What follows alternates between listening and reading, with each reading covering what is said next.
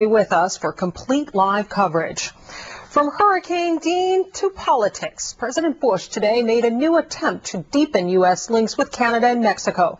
The president flew to Canada for a summit meeting with Canadian Prime Minister Stephen Harper and Mexican President Felipe Calderón. One of the key issues on their agenda, the so-called Security and Prosperity Partnership among the U.S., Canada, and Mexico. Suzanne Malveaux reports now from Quebec. Suzanne? Well, Lisa, this is fondly known as the Three Amigos Summit. It is the third of its kind. We don't expect major announcements. They are really just discussions. We already got a readout from one of the special assistants to the president, Dan Fisk. In terms of the meeting between President Bush and the Prime Minister of Canada, Stephen Harper, disagreements, no breakthroughs here. Harper saying, look, that they're going to keep their Canadian forces in Afghanistan until February 2009.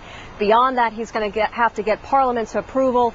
President Bush obviously would like that to be a bit longer, but he appreciates the troops nevertheless. Canadians very frustrated by the new legislation that requires passports to get into the United States. They say that slows traffic as well as the economy, but President Bush says that's just the way it's going to be, but he's sensitive about it. And then finally, the dispute over Northwest Passage through the Arctic remains in dispute.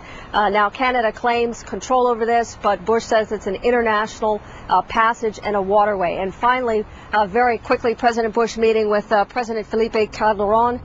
Frustration over immigration reform. President Bush obviously saying, look, he put forward at least an executive order to try to tighten up the border in some way. Calderón, big blow to him because the legislation was not passed, simply died. And then finally here, this is a major aid package that the United States is going to offer the Mexican government to fight drug trafficking. This is in the tune of hundreds of millions of dollars a year. Both of the leaders expressing appreciation about that.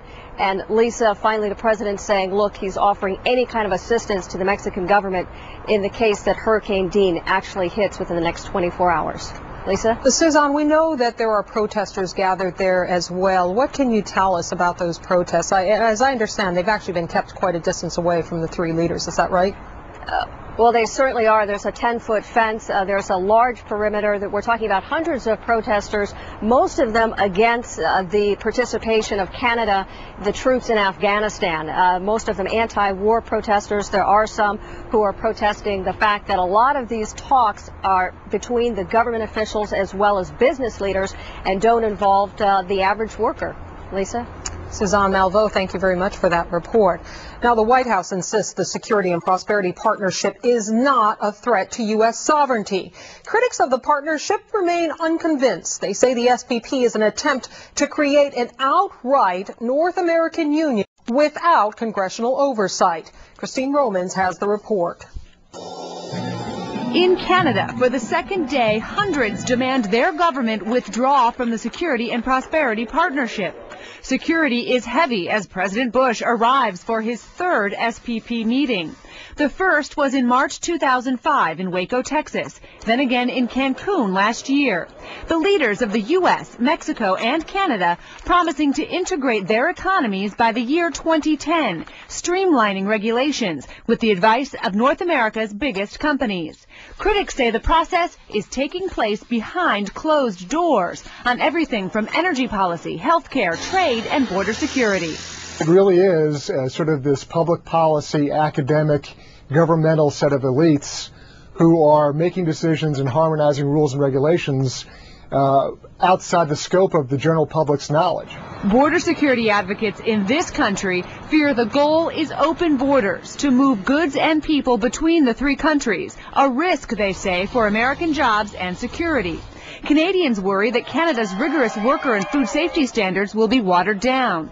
Critics in all three countries fear an erosion of national sovereignty, integrated currency and courts, something almost akin to the European Union. Scholar Christopher Sands agrees the process has not been transparent, but says the worst fears are not justified. No one has proposed a North American Union other than academics and people on the outside of the process. Some of the business communities talked about common currency, but those kinds of things are not official. They're just people raising ideas. The reality is there are 3 constitutions in North America that prevent us from getting to a kind of stealthy common currency or a stealthy North American Union. A Commerce Department fact sheet says the SPP will respect the sovereignty of the 3 nations and will make them, quote, open to legitimate trade and closed to terrorism and crime. In Canada, one lawmaker called the SPP, quote, a bunch of unelected committees of bureaucrats operating across borders who by design have no oversight from the people of any of the countries. I know transparency has been a issue when it comes to the SPP, but you would think that the leaders of these 3 countries, they would have looked at the vote, the Senate vote on immigration, where it essentially failed, the comprehensive reform just failed, and saw that people don't really seem to want to move in a direction of integrating with Mexico and Canada. From the folks in Washington, the scholars and the people who are watching the SPP, at least they're starting to say they think that message is getting through, that they're going to have to be more transparent. They might have to allow non-governmental organizations, citizens groups to sort of sit in with the big companies and the bureaucrats to talk about changes that might affect the lives of people in these 3 countries. Well, hopefully they are listening, Christine. Thanks very much for that report. And time now for tonight's poll.